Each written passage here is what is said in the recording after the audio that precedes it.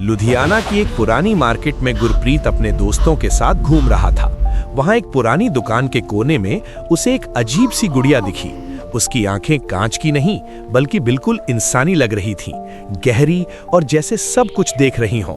गुरप्रीत ने उसे मजाक मजाक में खरीद लिया, पर उसके दोस्तों ने उसे रोका। ओए गुरप्रीत, ये चीज ठीक नहीं लग रही, इसे यहीं छोड़ दे। पर गुरप्रीत नहीं माना।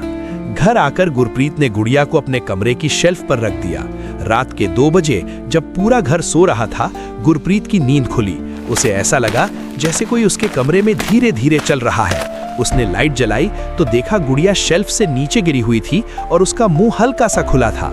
सबसे डरावनी बात, गुड़िया के बाल जो पहले गर्दन तक थे अब बढ़कर कंधों तक आ गए थे।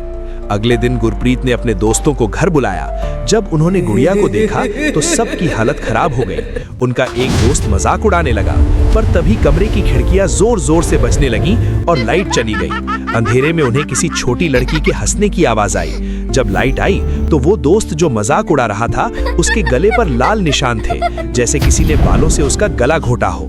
डर के मारे गुरप्रीत और उसके दोस्त गुड़िया को दूर एक सुनसान मैदान में गाड़ आए। उन्हें लगा सब खत्म हो गया, पर उस रात गुरप्रीत के घर का दरवाजा कोई जोर जोर से पीटने लगा। ऐसा लग रहा था जैसे कोई बाहर दर्द में चीख रहा है।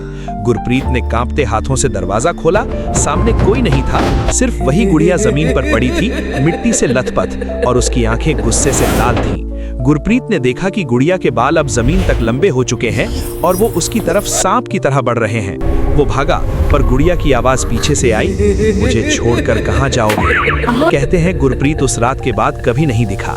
लोग कहते हैं कि अगर आप उस पुराने घर के पास से गुजरें तो आज भी वहां एक गुड़िया शेल्फ पर बैठी मिलती है, जिसके बाल हर रोज बढ़ते हैं और जिसके दांत अब धीरे धीरे बाहर निकल रहे हैं।